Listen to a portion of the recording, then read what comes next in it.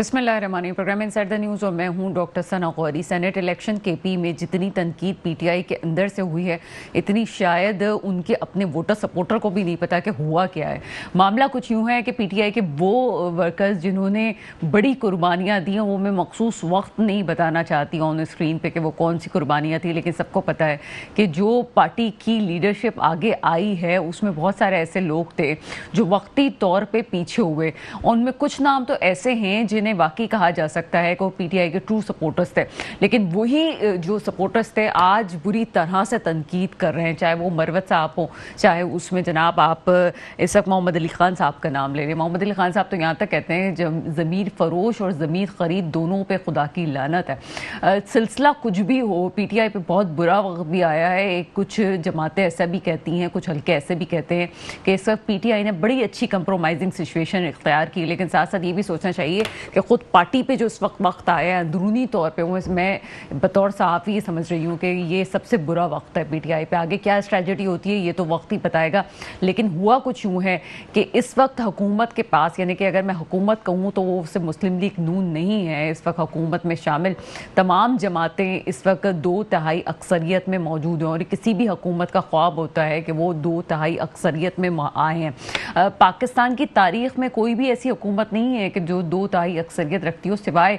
एक दौर जब नवाज शरीफ साहब का था 90s में, उस वक्त ऐसा हुआ था कि मैं 2/3 अक्सरियत सिर्फ मुस्लिम लीग नून की नज़र आई थी। अदरवाइज़ अभी भी अगर हम कहें कि इस तरह से मामला होने जा रहा है तो वो एक मुश्तरका लाहे अमल है, लेकिन लाहे अमल के साथ ये भी सोचना चाहिए कि अपर फ्लोर में इस वक्त क्या सिचुएशन है। तो जनाब अपर फ्लोर में ओवरऑल सिचुएशन हम देखें तो पीपल्स पार्टी की इस वक्त सबसे ज़्यादा नुमाइंदगी है। पीपल्स पार्टी इस वक्त बड़ा ट्रू गेम खेल रही है, वो यूँ कि काबीना का हिस्सा हो ना हो, हुकूमत की तमाम अहम पोजीशंस और पे सेनेट अपर फ्लोर पे भी इस वक्त उनकी हुक्मरानी है।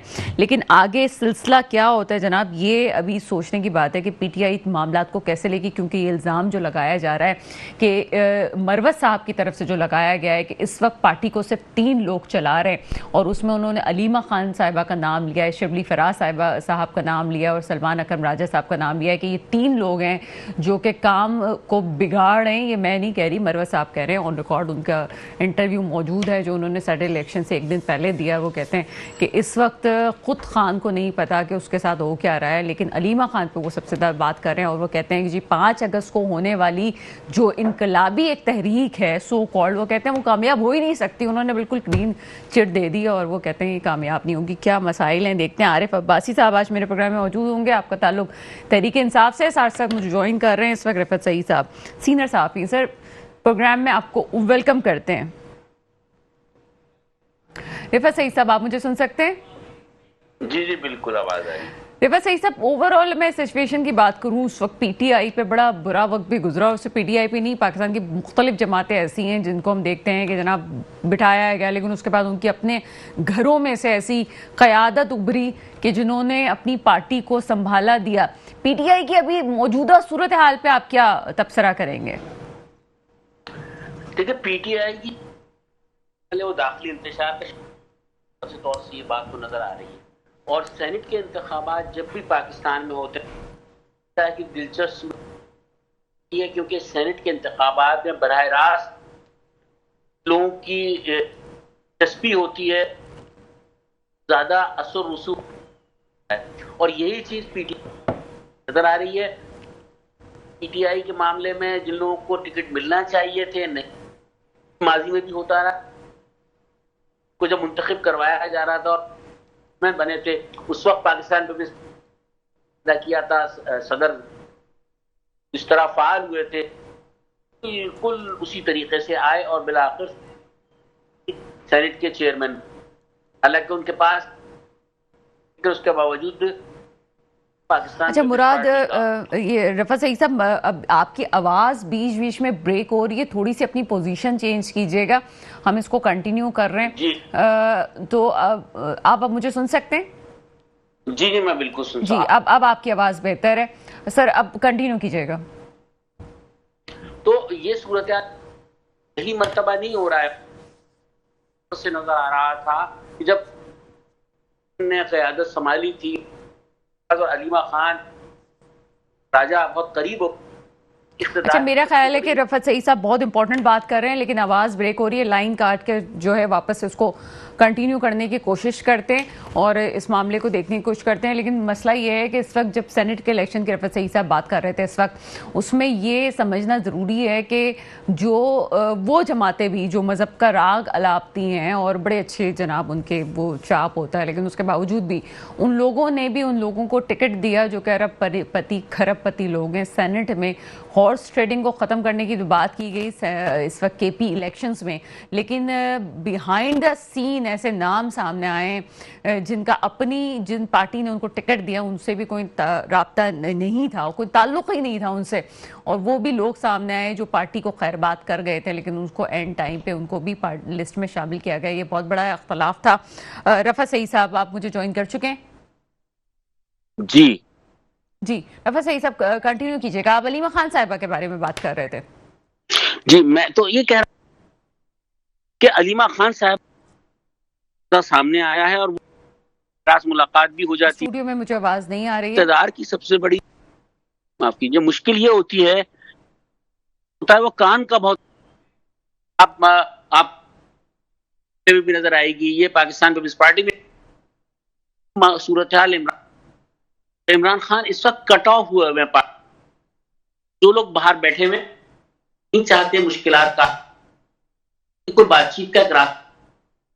سیاست میں افہام بہت ضروری ہوتی ہے. یہ کام پیپلز پارٹی کام لیگ نے بھی کی, انتہا پر کوئی نہیں جاتا.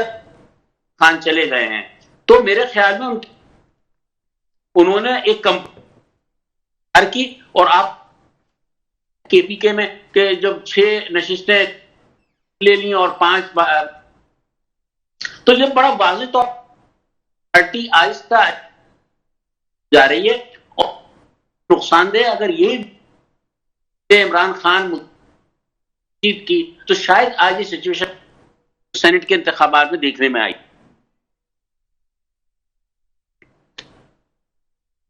اچھا چیزیں جس طرح سامنے آ رہی ہیں, ایک تو ہوتی ہے کہ ہم دوسری پارٹی کو برا کہتے ہیں, ہم دوسری پارٹی کے حوالے سے بات کرتے ہیں کہ وہ مورالٹی کا ان کا معیار وہ نہیں ہے, ان میں وہ چیز نہیں ہے, یہ الزامات کی حد تک ہے.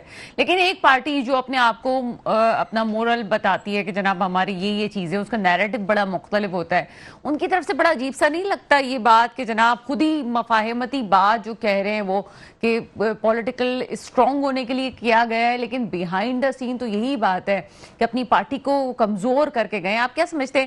ٹھیک ہے مفاہمتی سیاست ہونی چاہیے, پاکستان کے لیے بہت ضروری تھا, لیکن خود پی ٹی آئی کے لیے سچویشن کس حد تک ٹھیک رہی یا غلط رہی؟ دیکھیں آپ پاکستان کے صدر زرداری جو ہیں یا ان کی پارٹی کے جو لوگ ہیں تو بھی جو ہیں وہ مفاہمت کی سیاست لگاتے ہیں کہ مفاہمت کی سیاست یقیناً ہوتی تو ہے لیکن وہ ہوتی ہے اور وہ سمجھتے ہیں خوب اور وہ مفاہمت رکھتے ہیں. تو بات یہ ہے کہ اب آپ اس بات کو سمجھ پاکستانی سیاست کا وہ حصہ ہیں اور افہام و تفہیم سے ہی آگے چل رہا ہوتا. تحریک انصاف پذیرائی حاصل کر لوگ ان کے ساتھ ملے تھے لیکن اس کے باوجود بھی آپ کو کمپرومائز پاکستان پڑتا ہے اور کے انصاف نے نہیں کیا. بہت امپورٹنٹ بات کر رہے ہیں رفیع سعید صاحب کنٹینیو کیجئے گا. چھوٹا سا بریک لیتے ہیں اور بریک کے بعد آپ کے سامنے حاضر ہوتے ہیں. بریک کے بعد آپ کے سامنے حاضر ہیں اور رفیع سعید صاحب سے کنٹینیو کرتے ہیں. رفیع سعید صاحب بڑی انٹرسٹنگ سچویشن آپ بتا رہے تھے کہ مفاہمتی بات تو کی جاتی ہے لیکن اس کا مقصد کچھ اور ہی ہوتا ہے, اور اس وقت اس تمام صورتحال میں وہ کہتے ہیں نا کہ 5 انگلیاں گھی میں اور سر کڑھائی میں, تو اس وقت تو پیپلز پارٹی اپر فلور پر بڑی اچھی پوزیشن پہ رہی ہے اور کہنے کو وہ ہے بھی نہیں اس وقت حکومت کا حصہ. وہ کہتے ہیں جناب ہم تو کابینہ میں نہیں ہیں. یہ بھی صورتحال بتائیے گا کہ یہ کیا سچویشن ہے؟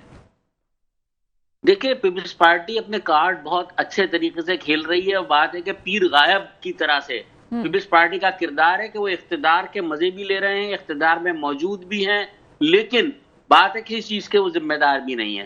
تو یہ پوزیشن بہت اچھی ہے اور یہ میرے خیال میں ساری پوزیشن صدر آصف علی زرداری جس طرح سے کارڈ کھیل رہے ہیں جس کے نتیجے میں ہی اب سینٹ میں جو ہے ان کی پوزیشن مستحکم ہو گئی ہے. 26 سینیٹر کے ساتھ سب سے بڑی جماعت کے طور پر ابھری ہے اور الزام بھی کوئی نہیں ہے، جواب بھی کسی کو نہیں دینا ہے، اور پوزیشن بھی بہتر ہوتی چلی جا رہی ہے. اور لگتا یہ ہے کہ آہستہ آہستہ وہ اسی طریقے سے کوئی میرے خیال میں اقتدار کی جو سیڑھی ہے وہ اپنے صاحبزادے کے لیے ہموار کر رہے ہیں، اور میرے خیال میں وہ ہو بھی جائے گی آنے والے دنوں میں. اسی لیے یہ ساری صورتحال ہے، اور سینٹ کے یہ الیکشن اس حوالے سے بھی خاصے اہم تھے. اچھا، میں خاص طور پہ وہ مروت صاحب کے بیان کے حوالے سے بات کرنا چاہوں گی، کیونکہ خود پی ٹی آئی کے اندر سے تو یہ بات نہیں ہوگی کہ مجھے اس بات کا کوئی جواب دے سکے کہ پارٹی کے اندر علیمہ خان، شبلی فراز اور اس وقت سلمان اکرم راجہ کا نام دیا گیا ہے کہ وہ اس طرح سے پارٹی چلا رہے ہیں کہ خود خان کو بھی نہیں پتا کہ پارٹی میں کیا ہو رہا ہے. کس حد تک آپ صحیح سمجھتے ہیں اس بات کو؟ دیکھیے، علی محمد خان جو ہیں وہ ایک اعتدال پسند لیڈر کے طور پر سامنے آئے ہیں، بہت مناسب بات کرنے والے، تحمل سے گفتگو کرنے والے ہیں. مروت صاحب جو ہیں وہ ایک جذباتی قسم کے رہنما ہیں. تو بہرحال یہ کہ مگر دونوں کی ایک کمبینیشن سمجھ میں نہیں آ رہی ہے کہ دونوں ہی کو اختلاف ہے.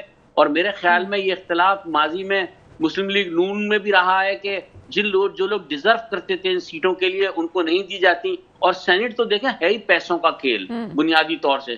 بہت سارے ایسے سینیٹرز کے نام نظر آ رہے ہیں، میں نام نہیں لینا چاہوں گا یہاں پر ان کا، لیکن وہ سب پیسے کی بنیاد پر ہیں. کبھی وہ ایک اسلامی جو جے یو آئی میں ہوا کرتے تھے، اب وہ پیپلز پارٹی کے ٹکٹ پہ الیکشن لڑ رہے ہیں. تو یہ سارا پیسوں کا اور کھیل ہے، اور اقتدار اور ان غلام گردشوں کا کھیل اقتدار کی جو کہ کہیں کھیلی جاتی ہیں. تو سینٹ کا الیکشن اتنا بہت ٹیکنیکل ہوتا ہے اس حوالے سے. تو اس میں وہی لوگ آگے آتے ہیں جو کہ پیسے کا بے دریغ استعمال بھی کرتے ہیں، اور پھر انہیں کہیں نہ کہیں سے سپورٹ بھی حاصل ہوتی ہے. تو وہ جو ہم یہ سمجھیں کہ بہت فخر سے کہا جاتا ہے کہ پاکستان میں پہلی دفعہ ہارس ٹریڈنگ کا ماحول ختم ہوا ہے، یہ مطلب غلط ہے، یہ صرف ڈکوستے بازی ہیں بس. یہ سارا کام ایک گمان بھی ہے، اور یہ بات کی جا رہی ہے 27 میں آئینی ترمیم کی تیاری تو مکمل ہو چکی ہے. اس کے لیے اس کی ایک جو ہوتا ہے کہ ایک حیت تبدیل کی گئی ہے بہت طریقے سے، بہت ٹیکنیکل طریقے سے. اور میرے خیال میں اس میں تحریک انصاف کی جو موجودہ قیادت ہے اسے اعتماد میں لیا گیا ہے، اور عمران خان بالکل کٹ آف ہیں اس سے. تو یقیناً اسی لیے کہا جا رہا ہے کہ ان کو اعتماد میں نہیں لیا گیا. اور لوگوں کا دائیں بائیں ہو جانا کوئی پاکستانی سیاست میں کوئی نئی بات نہیں ہے کہ اپنی وفاداری اندر سے بظاہر وہ عمران خان کا نعرہ ضرور بلند کر رہے ہیں کیونکہ لیڈر وہی ہیں، قیادت انہی کے پاس ہے، ووٹ بینک انہی کا ہے. لیکن اس کے ساتھ پس پردہ یقیناً لگ یہ رہا ہے کہ تحریک انصاف کے جو قائدین ہیں، لیڈر ہیں، وہ مزید دباؤ اور مزید مشکلات برداشت نہیں کر سکتے، نہ وہ جیل کی صعوبتیں برداشت کر سکتے ہیں. لیکن ساتھ ابھی جو 5 اگست کی احتجاج والی کال ہے، باقاعدہ وہ کہہ رہے ہیں جناب یہ صرف احتجاج کی کال نہیں ہے، سلسلہ اب چلتا رہے گا. پارٹی کے کچھ لیڈر جو کہ پرانے لیڈرز ہیں وہ یہ کہتے ہیں یہ تحریک چل ہی نہیں سکتی ہے، ہو ہی نہیں سکتا جب پارٹی میں اس حد تک کا اختلاف ہو، تو یہ تحریک کی صورت تو نہیں اختیار کر سکتی، ایک آدھ جلسے تک ہو کے ختم ہو سکتی ہے. کیا کہیں گے اس حوالے سے؟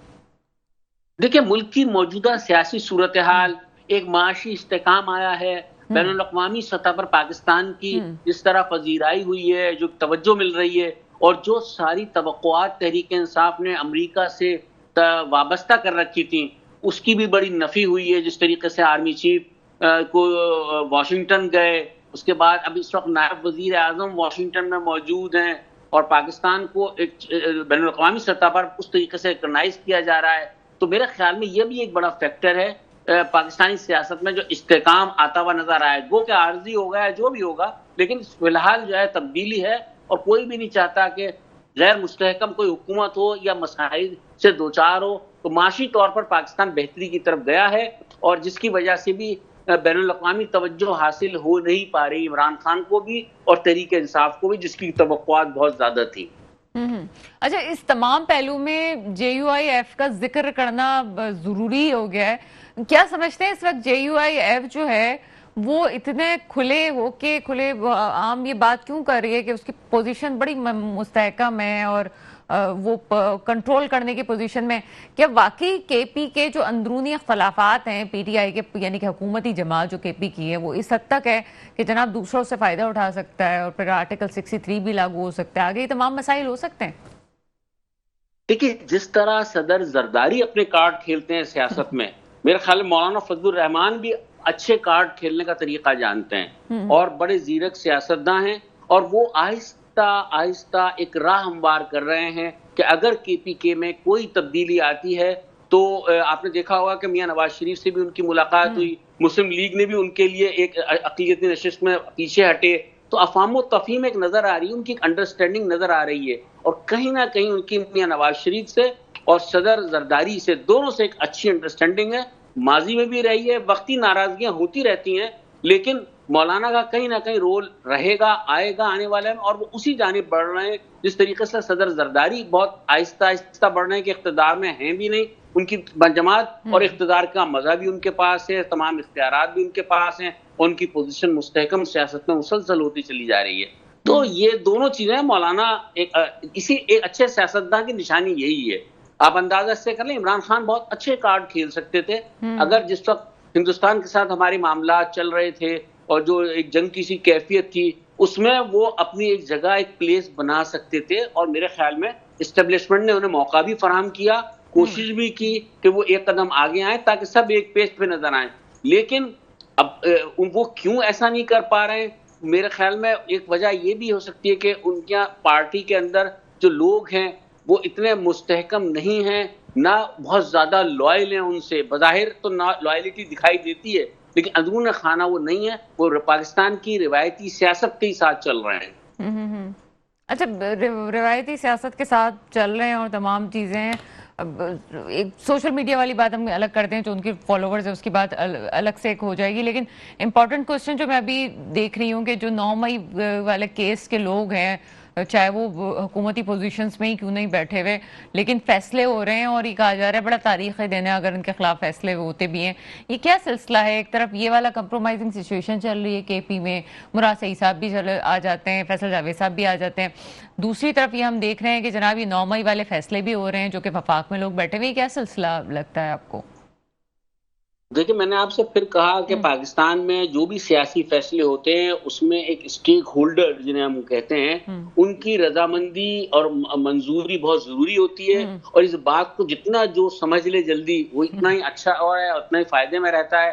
میرے خیال میں تحریک انصاف کے جو اور لیڈر ہیں وہ تو اس میسج کو، اس چیز کو سمجھ چکے ہیں. جو قیادت میں جو ہارڈ کور لوگ ہیں وہ میرے خیال میں نہیں سمجھ پا رہے ہیں. آپ نے دیکھا ہوگا علی امین گنڈاپور کا ایک رول ہوتا تھا، بہت ایگریسو ہو کے آتے تھے، لیکن ان دنوں آپ دیکھیں کہ اب ان کے مذاکرات بھی ہو رہے ہیں، نون لیگ کے ساتھ ہوئے بھی ہیں، اور کچھ وہ ایک دو سٹیپ نیچے نظر آتے ہیں. جیسے جو بندہ مفاہمت کی طرف جاتا ہے اسے غدار کا ٹائٹل دے دیا جاتا ہے. تو یہ ایک بڑی خرابی ہے اس پارٹی میں جس کی وجہ سے یہ نقصان ہوا ہے. ویری ویل سیٹ رفعت سعید صاحب، آپ نے جو آخری بات کی ہے وہ یقیناً بڑی زبردست ہے. بہت شکریہ سر. بات صرف اتنی ہے کہ پاکستان کی سیاست بڑی انپریڈکٹیبل ہے، نہیں کہا جا سکتا، اور جن کی آوازیں تھوڑی سی نیچے بھی ہو گئی ہیں وہ کیا ہے. اور آج جو جس طرح سے بات کی جا رہی تھی ان لوگوں کی سزاؤں کے حوالے سے، تو بہت اچھی بات کی رفعت سعید صاحب نے کہ میسج دے دیا گیا ہے کہ آگے کیا ہونے والا ہے. تو اب اس کو سمجھنا ضروری ہے. اندرونی اختلافات بلانے کے ساتھ ایک چھوٹا سا بریک لیتے ہیں اور اس موضوع پہ مزید بات کرتے ہیں. بریک کے بعد آپ کے سامنے حاضر ہے. مجھے اس وقت عارف عباسی صاحب جوائن کر چکے ہیں. تحریک انصاف سے آپ کا تعلق ایسے پروگرام میں آپ کو ویلکم کرتے ہیں. تھینک یو جی. عارف عباسی صاحب، مینار پاکستان کے لیے اجازت لی گئی ہے 5 اگست کو، کیا صورتحال ہے؟ صرف وہیں کی جگہ ہے یا کوئی اور جگہ بھی کہا گیا ہے کہ جناب ہو سکتا ہے یہ اگر اجازت نہیں دی گئی؟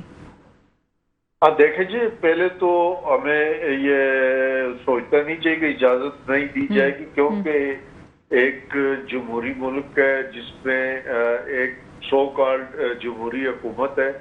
تو جمہوری حکومتوں کے دور میں آئین کی پاسداری ہوتی ہے، اور آئین ہمیں مکمل اس چیز کی اجازت دیتا ہے کہ ہم اپنی رائے کے اظہار کے لیے گیدرنگ کر سکتے ہیں، اور اسی مد نظر رکھتے ہوئے ہم نے قانون کو فالو کرتے ہوئے، قانون کے تابع رہتے ہوئے ہم نے درخواست دی ہے کہ ہم مینار پاکستان پہ ایک اکٹھ کرنا چاہتے ہیں، ایک جلسہ کرنا چاہتے ہیں، اور آئین کے تحت ہمیں اس کی اجازت دی جائے. تو اس میں مجھے تو کوئی ایسی چیز مانے نظر نہیں آتی جو قانون یا آئین کے خلاف ہو. تو ہمیں اچھا عارف عباسی صاحب، ساتھ یہ بھی مدعا ہم پوچھنا چاہیں گے کہ یہ احتجاج کس حد تک ہوگا؟ یہ اس دن کیا کوئی یہاں پہ مجمع جمع ہوگا، ایک جلوس ہے، کیا ہے، کب تک چلے گا، کیا اسٹریٹجی ہے اس کی؟ نہیں، یہ ایک جس طرح درخواست میں لکھا ہوا ہے، ایک ہم جلسہ کرنا چاہتے ہیں، اور جلسہ کتنا چل سکتا ہے؟ جلسہ ایک چند گھنٹوں کا ہوتا ہے، 8-10 گھنٹے گیدرنگ سے لے کے اس کے ختم ہونے تک میکسیمم یہی ہوتا ہے. نارملی 2 بجے جلسہ سٹارٹ ہوتا ہے رات کو، 9-10 बजे खत्म हो जाता है, तो कोई ऐसी कोई बात नहीं। वो ये चीजें ठीक है, लेकिन जब तहरीक की बात की जा रही थी तो ये कहा जा रहा था कि 5 अगस्त से सिलसिला शुरू होगा, और ये फिर वो 90 दिन वाली बात जो कि कंट्रोवर्शियल हो गई, अमीन अली गंडापुर साहब कह रहे थे, उसके बाद कहा गया कि वो कह रहे थे कि जनाब 90 दिन तक ये चीजें जारी रहेंगी। इसको इस तरह से आप लोगों ने कवर अप किया, तो इसके बाद भी सिलसिला जारी रहेगा? नहीं, देखिए जी, हमारी तो ऑन गोइंग जो हमारी स्ट्रगल है, जद्दोजहद है, ये जब से पाकिस्तान तहरीक इंसाफ की हुकूमत को गैर कानूनी, गैर आईनी हथकंडों के जरिए हटाया गया है, एक गैर मुल्की कुव्वत के कहने पे हटाया गया है, उस दिन से हमारी जद्दोजहद जारी है और हम इसको जारी और सारी रखे हुए हैं। 5 तारीख इमरान खान ने कहा है कि 5 तारीख को इसका पीक होगा, और वही पीक हम लाहौर में करना चाहते हैं इसका, और उसके बाद भी अगर हमारे मुतालबात न माने गए, कानून और आइन की हुक्मरानी को न तस्लीम किया गया, अदालतें आज़ादाना फैसले न दे पाई, तो हम तो इंशाअल्लाह ताला बिल्कुल अपने मकसद के असूल तक अपनी पुरअमन कानूनी जदोजहद जारी रखें। अच्छा, ये 5 तारीख को जो है, ये आप समझते हैं कि पूरे मुल्क से लोग आएंगे या ये पंजाब के ही लोग होंगे?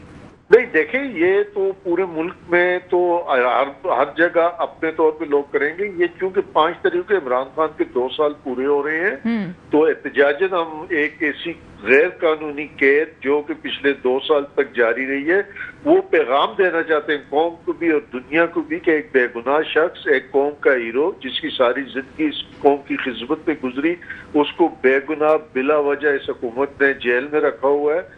तो उस सिलसिले में हम अपने अवाम को भी और दुनिया को भी आगाही देने के लिए लाहौर में एक मरकजी प्रोग्राम करना चाहते हैं, और बाकी अपने अपने एरियाज में, बाकी सूबों में अपने अपने उनके प्लान के मुताबिक प्रोग्राम। मतलब लाहौर में जो है पंजाब वाले अलग प्रोग्राम करेंगे, सिंध वाले जो अली मादल शेख साहब वो अपना यहाँ पे सिंध वाले अलग प्रोग्राम करेंगे, यही सूरत हाल है, आप ये कहना चाह रहे हैं? हम ये समझते हैं कि हमें पूरे पाकिस्तान में बिल्कुल 5 तारीख को हमें ये एहतजाज करना है, और लाहौर को एक मरकजी हैसियत हासिल होगी, लाहौर में बड़ा प्रोग्राम होगा, और बाकी एरियाज में अपने अपने जो जितनी मतलब के उनमें है कुव्वत है उसका इजहार जरूर करेंगे, सियासी कुव्वत का इजहार, और मरकजी प्रोग्राम लाहौर में होंगे। अच्छा आरिफ अब्बासी साहब, क्वेश्चन तो बनता है कि ये पूरी जो तहरीक है इसको कौन लीड कर रहा है?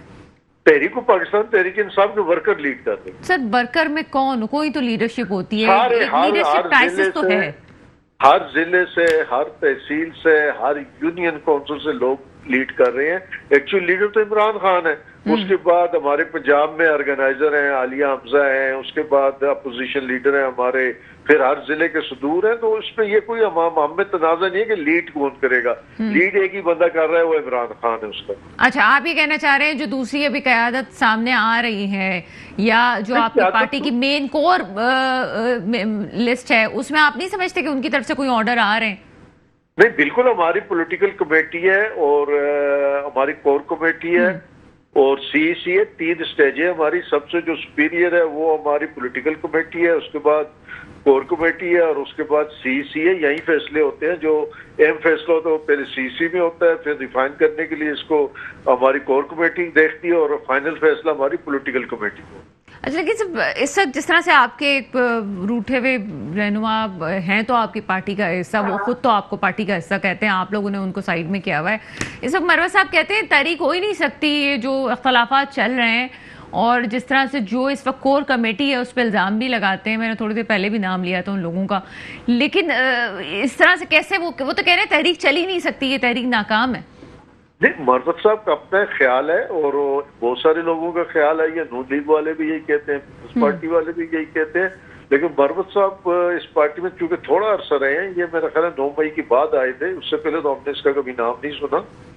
22-23 का 2002 से ऑनवर्ड में भी इस पार्टी में हो, तो मरवत साहब का अगर ख्याल है तो उनको अपनी जगह बिल्कुल ख्याल रखना चाहिए, ये बात सोचनी चाहिए। सोचने में हम किसी की पाबंदी नहीं लगा सकते।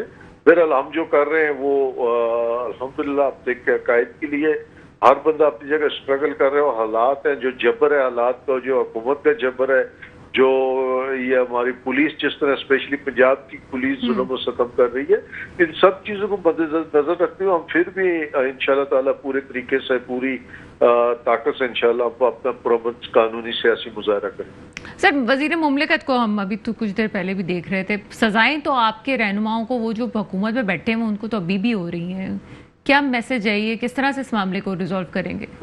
دیکھیں جی, اب ایک کورٹ ہے اور اس کے جو معاملات ہیں وہ بڑے تفصیلاً کوئی گواہ نہیں ہے, کوئی ایویڈنس نہیں ہے. سر وہ تو کہتے ہیں کہ جناب یہ تو دن اور رات والا سلسلہ ہے, کھلی آنکھوں سے دیکھا جا سکتا ہے.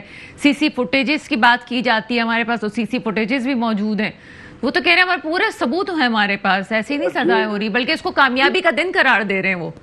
جی میں آپ کو بتاتا ہوں, میں خود بھگت رہا ہوں مقدمے. جو پروسیڈنگ ہوتی ہے, کوئی آپ کے پاس, ان کے پاس سی سی ٹی وی فوٹو ابھی تک عدالت میں نہیں پیش ہوئی. کوئی چشمدید گواہ جس نے خود دیکھو نہیں پیش ہوا.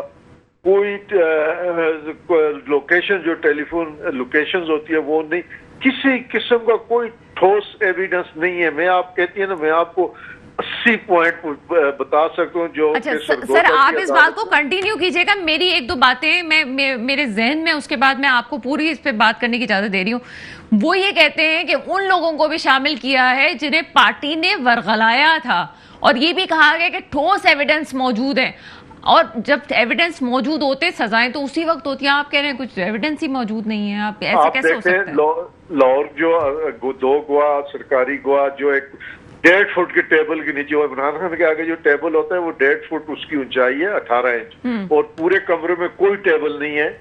اور وہاں اس 1.5 فٹ کے ٹیبل کے نیچے ایک 5-6 فٹ کا بندہ بیٹھ کے اگر اس کی گواہی جس طرح ایکسپوز ہوئی, اور جو دوسرا بندہ تھا جس نے کہا تھا جی میں نے صوفے کے پیچھے پتہ نہیں چھپ کے دیکھا ہے, وہ جو حرم پاک میں وہ حلف لے نہیں پایا. تو اس قسم کی چیزیں سب کو پتہ ہے. اب یہ چیز ایکسپوز ہو چکی ہے, یہ ڈرامہ 9 مئی والا ایکسپوز ہو چکا ہے. یہ اس حکومت کا اس ٹائم جو کہتے ہیں وہ تھی پی ڈی ایم کی حکومت تھی, اس کی ایک سازش تھی. تو اس میں اب یہ کہنے نہیں, آج ہمارا وقت ہے, کل ان کو ہوگا. جو مثالیں آج سیٹل ہو رہی ہیں, کل یہ پھر آگے بھی سسٹم کا حصہ ہوں گی, جمہوریت کا. عارف عباسی صاحب یہ بات تو نہیں کریں, آج ان کا وقت ہے کل ہمارا ہوگا. تو اس کا مطلب وہ جو بات کرتے ہیں کہ آپ کے دور حکومت میں بھی پولیٹیکل وکٹمائزیشن تو ہوئی ہے نا, تو اس وقت آپ کا دور, پھر آج ان کا دور, تو یہ تمام چیزیں تو ہو رہی ہیں. نہیں, قطعی نہیں. ہم تو یہ سمجھتے ہیں کہ قانون کو, عدالتوں کو ہمارے دور میں کبھی پریشرائز نہیں کیا گیا.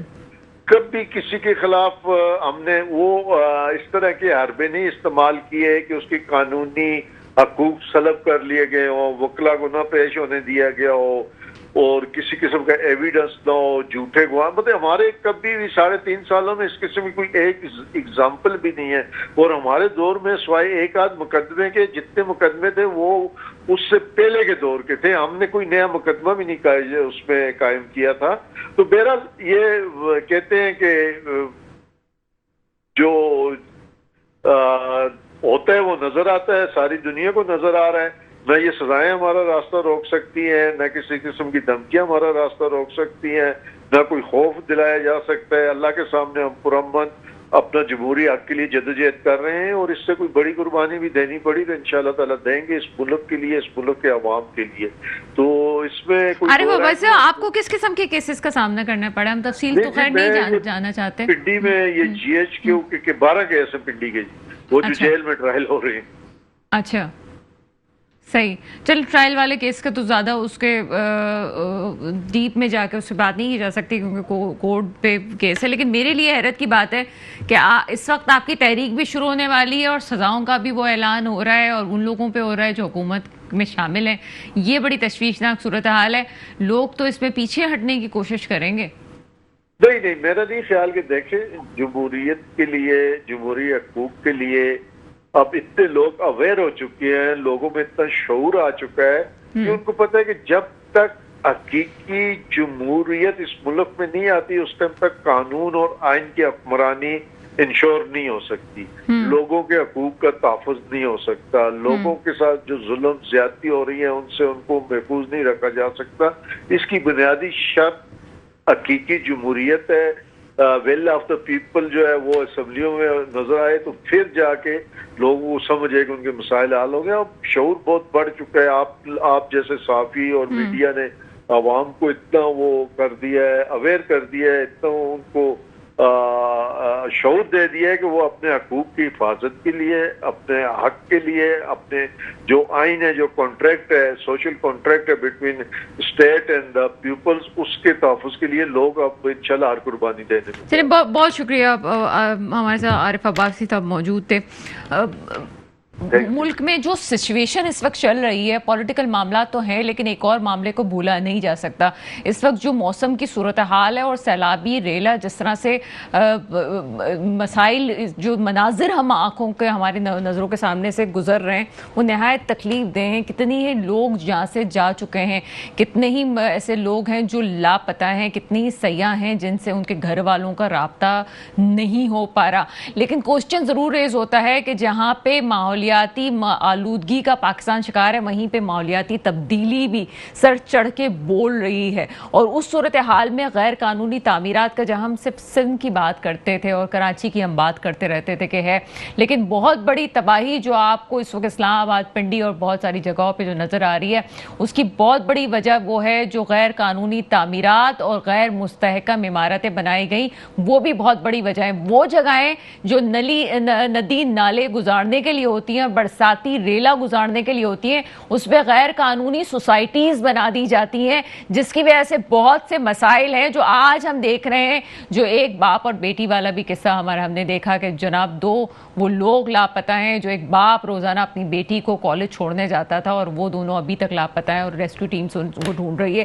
یہ صرف 2 افراد نہیں جو ابھی تک نہیں مل سکے، بہت سے ایسے لوگ ہیں جو اس وقت لاپتہ ہیں، گاڑیاں ڈوب رہی ہیں، ریلیں ہیں. لیکن اس میں آگے کیا صورتحال ہے؟ ہم جب پولیٹیکل سچویشن کی بات کرتے ہیں تو سوچنا چاہیے کہ یہ جو ساری جماعتیں یہ 5 سال کی پلاننگ پہ تو آتی ہیں. ملک کو بھی دیکھ لیں جناب، جو صورتحال ہے یہاں پہ 25 سال اور 50 سال کی پلاننگ کی ضرورت ہے. جو آج میرے ملک میں یہ موسمیاتی تبدیلیوں کا اثر ہو رہا ہے، اس کی بڑی وجہ یہ ہے کہ پلاننگز نہیں کی گئی، علاقے اس طرح سے نہیں بنائے گئے، ندی نالوں پہ اس طرح سے کام نہیں ہوا، اور جہاں غیر قانونی تعمیرات بنائی گئیں اس کی وجہ سے کتنی سوسائٹیز ایسی بنائی گئیں کہ جہاں سیلابی ریلا گزرنا تھا وہاں پہ بھی مکانوں کی تعمیر ہے. میرے ملک پہ وہ حکمران آئے جو باقی میرے ملک کے مستقبل کی حفاظت کریں. اس کے ساتھ ہی پروگرام کا وقت ختم ہوتا ہے. مجھے اجازت دیجیے گا. خدا حافظ.